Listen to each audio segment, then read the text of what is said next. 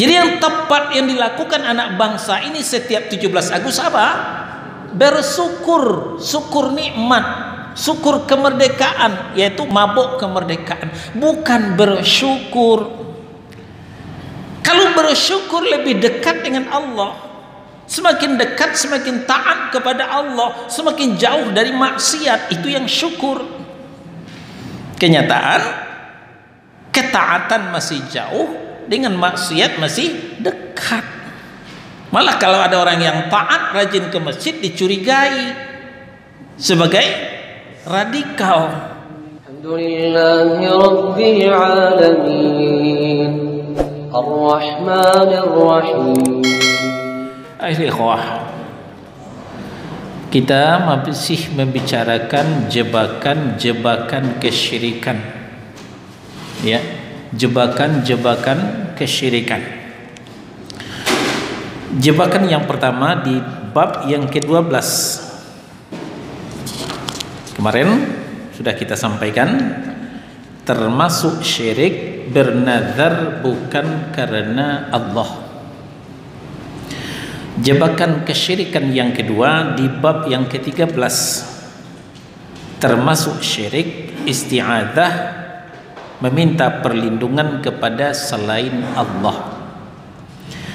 Bab ke-12 ini sudah naik ke YouTube, silahkan yang mau mengulang. Bab yang ke-13 ini afwan, kameramennya cuti, jadi nggak sempat masuk YouTube kemarin. Maka jebakan kesyirikan yang ketiga bab ke-14 sekarang, termasuk syirik istighatsah atau doa kepada selain Allah. Perlu kita sampaikan, istilah-istilah dalam bahasa Arab ini banyak yang mirip-mirip, ya, mirip-mirip dalam bahasa kita, tapi dalam bahasa Arab itu jauh beda gitu. Ada beberapa istilah. Pertama, doa. Doa itu artinya meminta. Ud'uni astajib lakum, mintalah kepadaku akan kuijabah permintaanmu. Itu secara umum, minta apa saja, ya silahkan minta apa saja, silahkan minta kepada Allah Subhanahu wa ta'ala. Lalu kemudian dikhususkan dengan isti'anah, ya, tidak pakai baris, ya, saya bacakan, kita kasih baris sendiri dalam catatan. Isti'anah, isti'anatun, ya, artinya thalabul aun, yaitu meminta pertolongan. Ya ayyuhalladzina amanusta'inu bis-sabri was-shalah. Hai orang yang beriman, minta tolonglah kepada Allah dengan apa? Dengan sabar dan salat. Jadi isti'anah artinya minta tolong. Ini masih umum. Dikhususkan lagi dengan istighatsah. Sering dengar? Apa artinya? Nggak tahu. Ya, kita sering mendengar istighatsah, istighatsatul kubra, kenapa begitu? Ya. Nah, tapi kita kadang-kadang tidak mengerti apa itu. Istighatsah itu adalah thalabul ghaus. Artinya adalah minta tolong untuk selamat dari musuh. Ya. Dulu ketika orang-orang munafik, ya, mempersekusi para sahabat, menyiksa para sahabat, maka ada sahabat yang mengusulkan, coba kita beristighatsah kepada Rasul. Ditolak oleh Rasul. Istighatsah bukan kepadaku, tapi kepada Allah Subhanahu wa ta'ala. Nanti kita akan sampai di akhir pembahasan nanti. Nah, ini istighatsah, meminta tolong menjurus kepada terlepas daripada musuh, terbebas daripada kesengsaraan. Ada lagi namanya istinsar, ya, artinya thalabun nasr, meminta pertolongan untuk kemenangan, untuk kemenangan. Bagaimana caranya? Caranya adalah menolong agama Allah, maka kita akan dimenangkan oleh Allah, ditolong oleh Allah. In tansurullah yansurkum. Jika kamu mau menolong agama Allah, Allah akan menolongmu untuk kemenanganmu. Nah, ini baru sedikit kita sampaikan sebagai warming up-nya.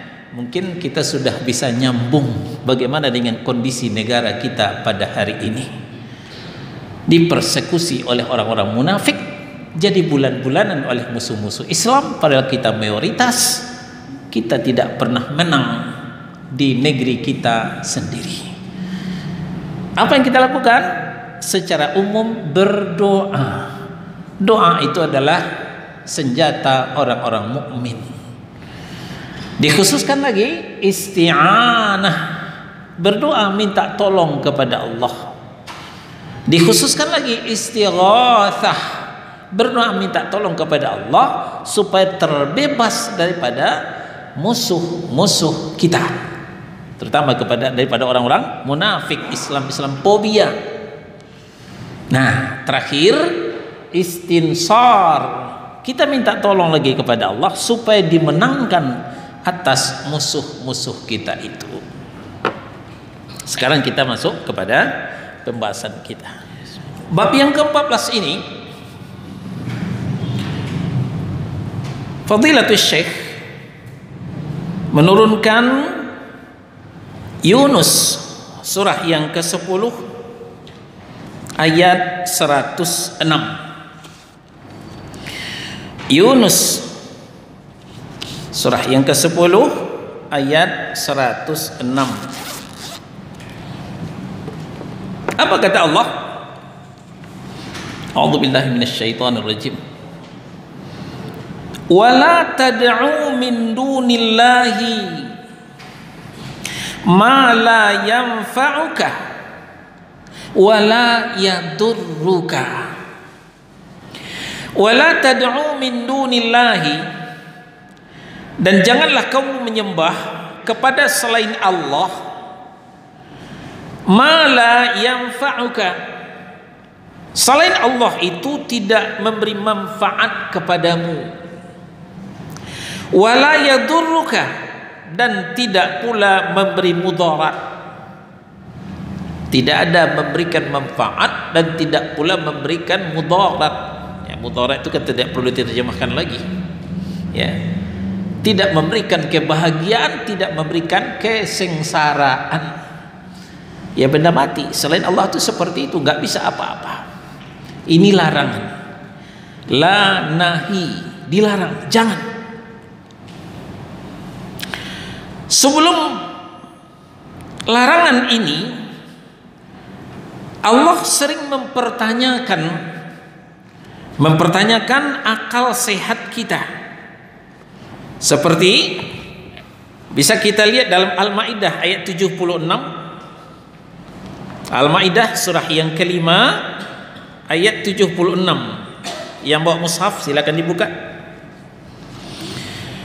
Qul ata'buduna min dunillahi ma la yamliku lakum darran wala naf'a wallahu huwas sami'ul alim.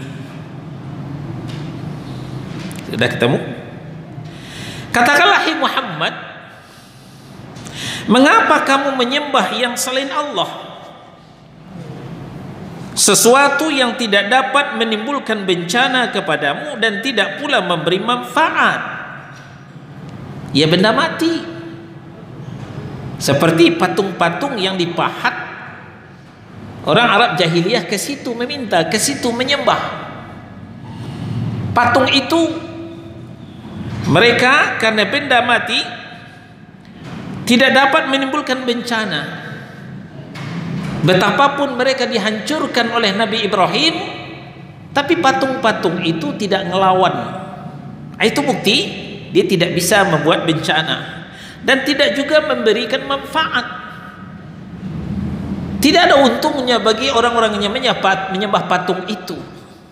Ya, malah yang ironisnya, patung itu dikencingi oleh burung, ya, diberakin oleh burung. Alangkah hinanya Tuhan mereka. Tapi patung itu tidak melawan. Ini bukti tidak bisa mendatangkan mudarat, tidak bisa mendatangkan manfaat. Dan Allah Maha mendengar lagi Maha mengetahui. Ini yang lebih pantas untuk disembah, yang lebih pantas untuk dimintai tolong. Jadi sebelumnya Allah menggelitik akal sehat. Tanyakan kepada mereka, hai Muhammad, mengapa kamu menyembah yang selain Allah? Di mana selain Allah itu tidak bisa mendatangkan bencana kepadamu, tidak bisa mendatangkan mudarat kepadamu. Padahal ada Allah yang Maha mendengar lagi Maha mengetahui. Nah, kemana akal sehatmu? Jadi sebelum Allah melarang, terlebih dahulu Allah mempertanyakan, disuruh Rasulnya untuk mempertanyakan. Nah, jadi setelah dipertanyakan, digeliti akal sehat, diberikan arahan, enggak juga mudeng-mudeng, ya. Nah, maka kemudian turun larangan keras di dalam Yunus ayat 106 ini. Jangan, stop, ya. Ini lampu merah, ya. Apa kata Allah? Wala tad'u min dunillahi.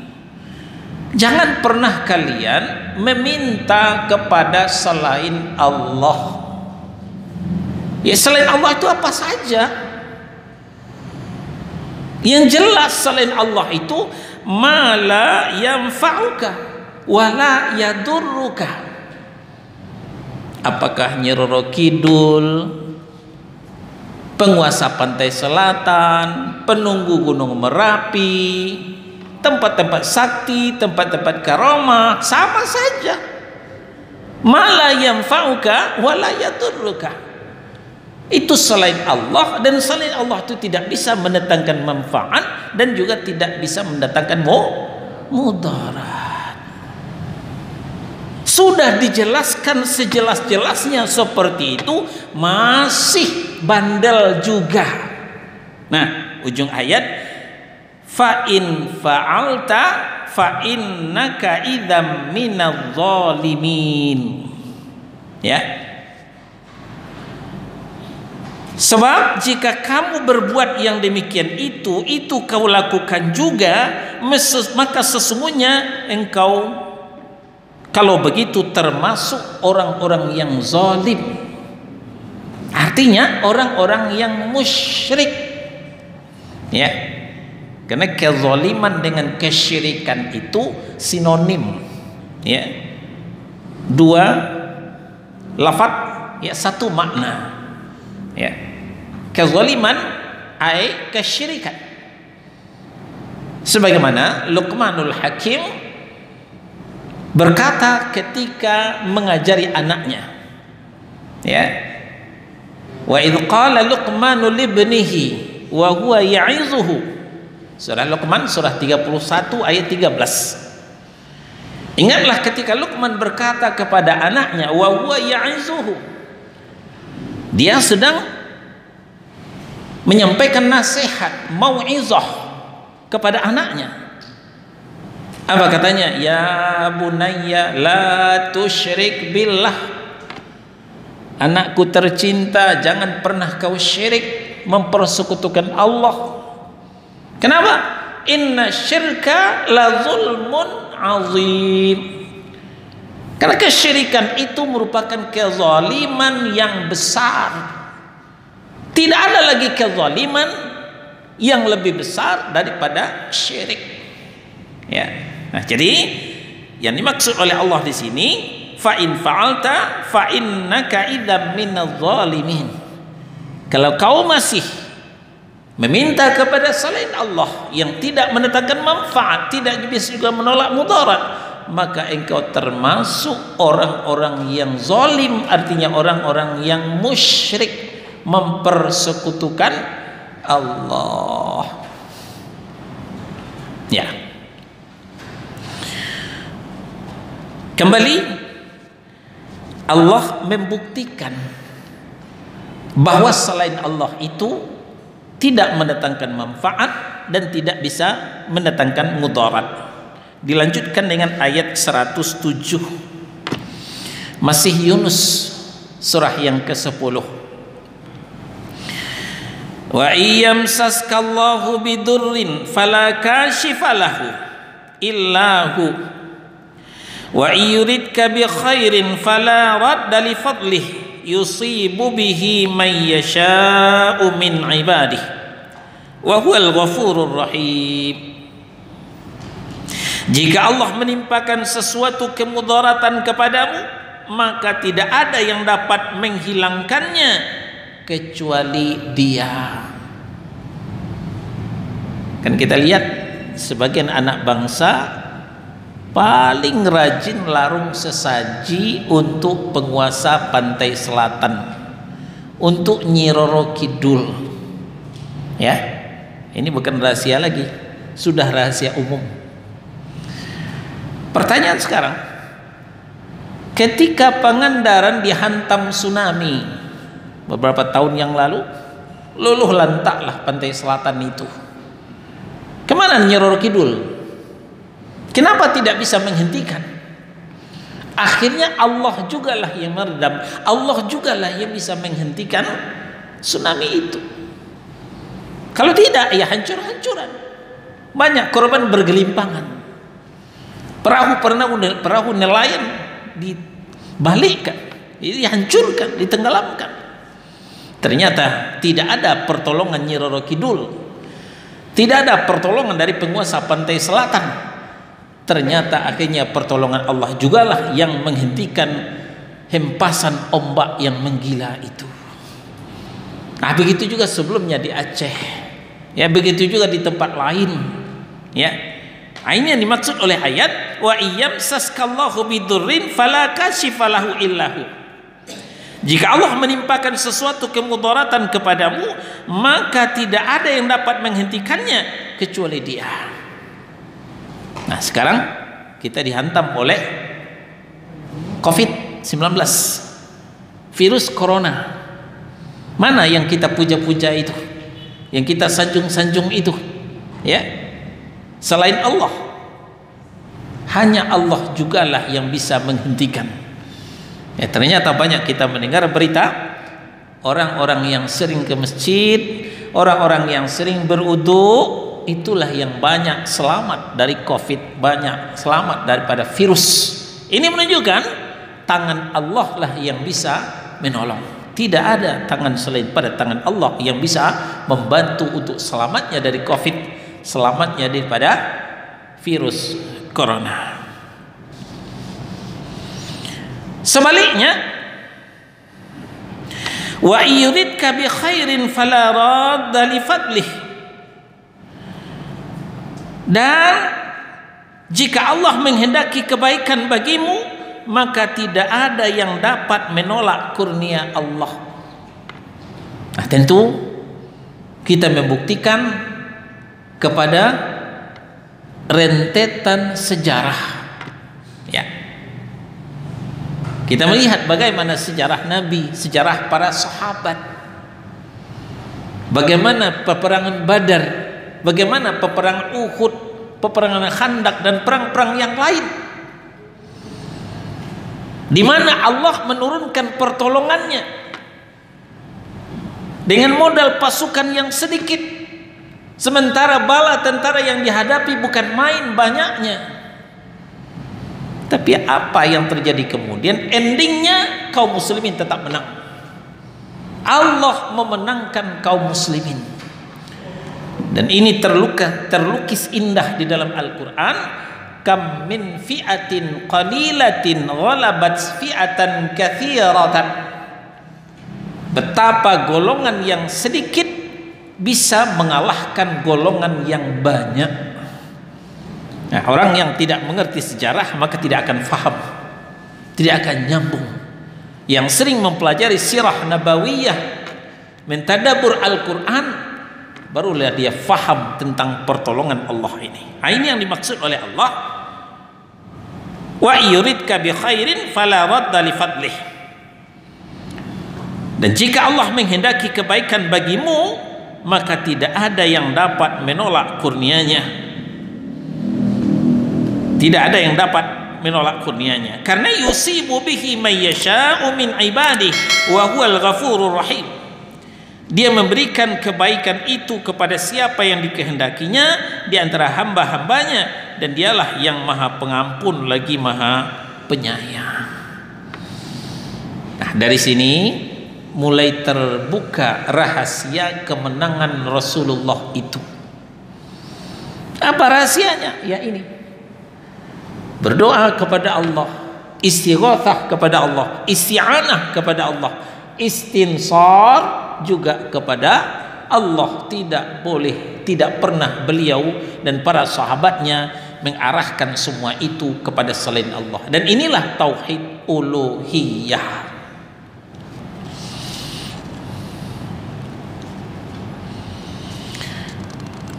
Berlanjut kepada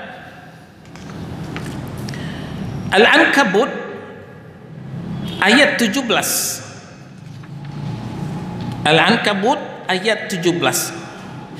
Innal ladzina ta'buduna min dunillahi la yamlikuna lakum rizqan fabtaghu 'indallahi rizqa wa'buduhu washkuru lah ilaihi turja'un. Sesungguhnya yang kamu sembah selain Allah, yang kamu meminta kepada selain Allah, yang kamu menggantungkan harapan kepada selain Allah, ya, itu tidak mampu memberikan rezeki kepadamu, tidak mampu memberikan rezeki kepadamu. Walaupun sepertinya mereka orang kaya, hartanya banyak, kalaupun tidak boleh minta, minjam juga lumayan. Tapi ingat, di balik pinjaman itu telah disediakan menjerat leher, yaitu bunga berbunga. Ya, perhatikan ulah rentenir, baik rentenir lokal maupun rentenir internasional, seperti Tiongkok. Ya, yang kita tentu sudah semua tahu betapa banyaknya hutang negara ini kepada Tiongkok, dan mereka sudah menyediakan penjerat leher kita, bunga berbunga, bunga berbunga, bunga berbunga. Sanggupkah kita membayarnya? Tentu ujungnya akan menyerahkan republik tercinta ini ke tangan mereka. Jadi jangan silau dengan mulut manis mereka. Nah, ini yang dikatakan oleh Allah, sesungguhnya yang kamu sembah, yang kamu elu-elukan, yang kamu puji-puji, yang kamu sanjung-sanjung selain daripada Allah, tidak mampu dan tidak mau memberikan rezeki kepadamu.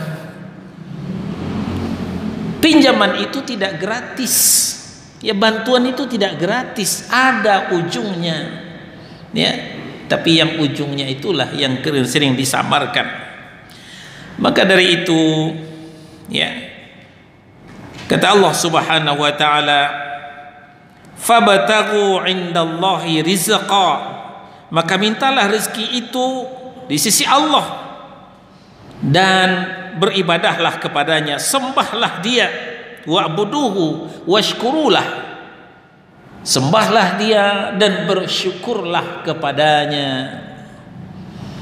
Nah, kita syukur ini yang kurang.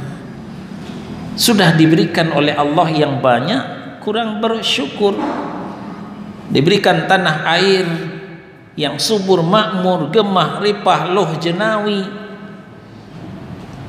Allah berikan kemerdekaan, tapi kita tidak bersyukur. Bersyukur ke Ustaz tiap 17 Agustus syukuran. Nah, coba saya tanya, syukur 17 Agustus apa yang kita lakukan? Paling-paling pertandingan domino, ya, pacu karung, tarik tambang, goyang dangdut. Innalillah. Ini bentuk syukurnya orang Indonesia. Padahal syukur itu, ya, ada 3 bentuk syukur. Pertama, asyukru bil qalbi, bersyukur dalam hati. Yang kedua, asyukru bil lisan, bersyukur dengan lidah, alhamdulillah. Yang ketiga, asyukru bil arkan, bersyukur dengan anggota tubuh. Allah berikan kesehatan, ya rajin ibadah. Ini Allah berikan kesehatan, ibadah malas, goyang poco-poco yang rajin. Bagaimana mungkin itu bersyukur? Allah berikan harta, pelit berinfak. Kalau yang kita katakan tadi, tarik tambang, pacu karung, goyang dangdut, itu bersyukur, bukan bersyukur namanya, tapi bersyukur. Nah, ini beda-beda tipis. Kalau bersyukur, shin, itu berterima kasih kepada Allah. Kalau bersyukur, syukur itu mabuk artinya. Jadi kalau syukur kemerdekaan, itu mabuk kemerdekaan. Ini kan ada dalam Al-Quran, la taqrabus shalah wa antum sukara. Jangan kamu dekati sholat kalau kamu sedang mabuk. Jadi sukara, syukur itu adalah mabuk. Jadi yang tepat yang dilakukan anak bangsa ini setiap 17 Agustus apa? Bersyukur, syukur nikmat, syukur kemerdekaan, yaitu mabuk kemerdekaan, bukan bersyukur. Kalau bersyukur lebih dekat dengan Allah, semakin dekat, semakin taat kepada Allah, semakin jauh dari maksiat, itu yang syukur. Kenyataan, ketaatan masih jauh, dengan maksiat masih dekat. Malah kalau ada orang yang taat, rajin ke masjid, dicurigai sebagai radikal. Malah alul maksiat, nah itu malah dibiarkan sebagai kebebasan berekspresi. Termasuk LGBT, puncaknya maksiat, itu dilindungi. Nah maka kita Indonesia, bangsa Indonesia belum bersyukur kepada Allah, tapi baru bersyukur. Nah janji Allah, la in syakartum la azidannakum.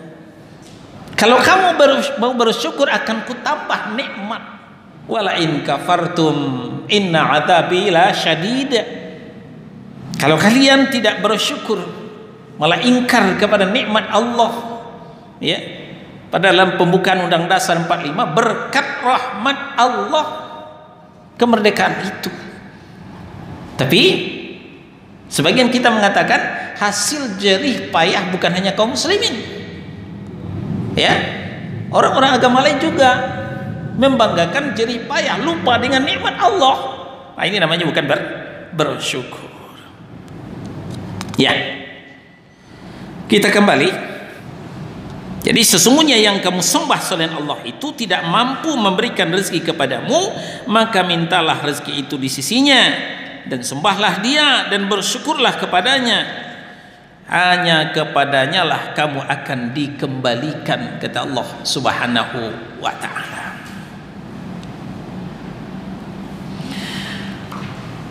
Selanjutnya Al-Ahqaf ayat 5 dan 6. Al-Ahqaf ayat 5 dan 6. Di situ Allah menjelaskan, Al-Ahqaf surah yang ke-46 ayat 5 dan 6. Apa kata Allah Subhanahu wa ta'ala? Wa man adallu mimman yad'u min dunillahi man la yastajibu lah ila yaumil qiyamah wa hum an du'aihim ghafilun wa idza husyiran nasu kanu lahum a'da'am wa kanu bi'ibadatihim kafirin. Dan siapakah yang lebih sesat daripada orang-orang yang menyembah sembahan-sembahan selain Allah, ya. Menyembah dalam artian meminta.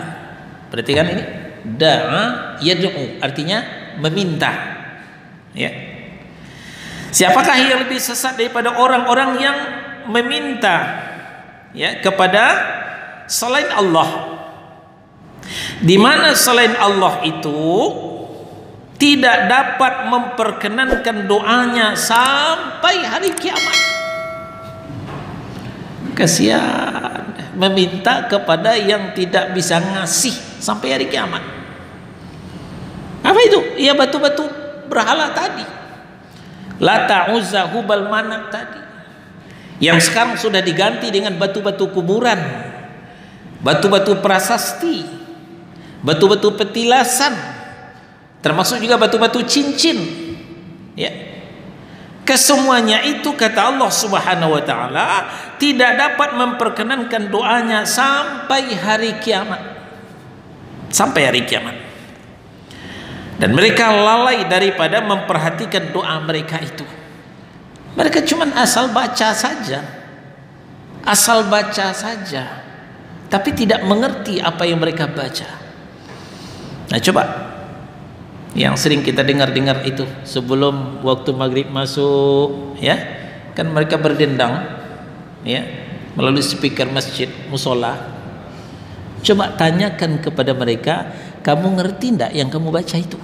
Nggak ngerti mereka, asal baca saja. Nah, ini yang dimaksud oleh Allah Subhanahu wa taala, ya, wa hum an du'aihim ghafilun.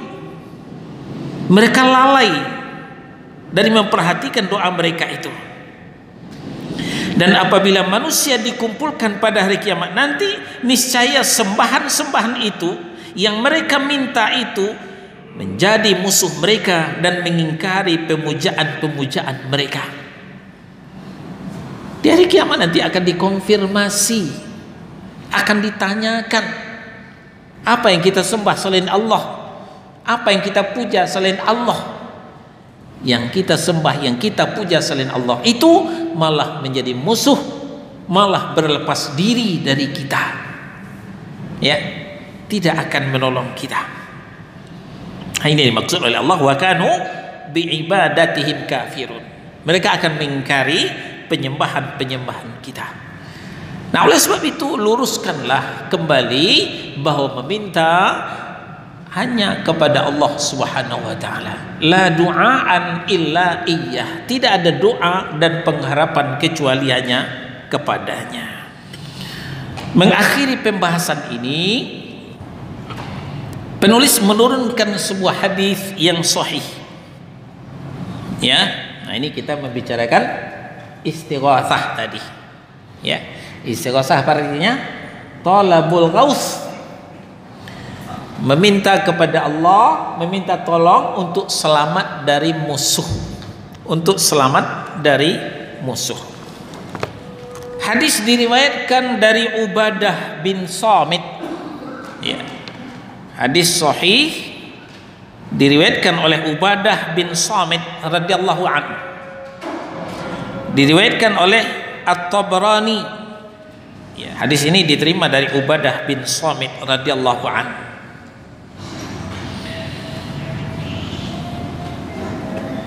Kata Ubadah bin Samit, annahu kana fi zamanin Nabi sallallahu alaihi wasallam munafiqun yu'dzil mu'min. Terjadi pada zaman Nabi sallallahu alaihi wasallam ada seorang munafik yang selalu mengganggu orang-orang mukmin. Ada yang mengatakan orang munafik ini adalah Abdullah bin Ubay bin Salul, gembong munafikin di Madinah. Selalu merongrong, membuat gara-gara, memancing-mancing kemarahan, menyulut permusuhan. Nah, ini ulahnya orang munafik. Ya, begitu juga di negeri kita, ya, yang masjid dicoret-coret, ya, yang ulama ditikam, yang Quran disobek-sobek, lalu diberantakan di masjid.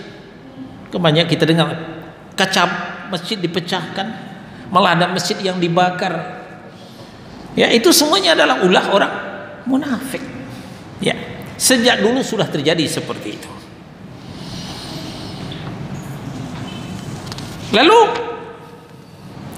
wa qala ba'duhum, Lalu sebahagian sahabat berkata, ya, ada yang mengatakan sebagian sahabat ini adalah Abu Bakar As-Siddiq radhiyallahu anhu.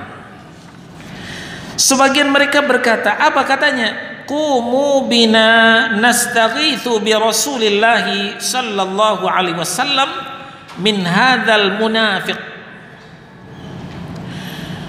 Marilah kita bersama-sama istighosah kepada Rasulullah sallallahu alaihi wasallam supaya dihindarkan dari tindakan buruk orang-orang munafik ini. Nah, ini ajakan daripada Abu Bakar Siddiq radhiyallahu anhu. Kalau kita sama-sama mendatangi Rasulullah gimana? Kita istighosah kepada Rasulullah. Apa arti istighosah?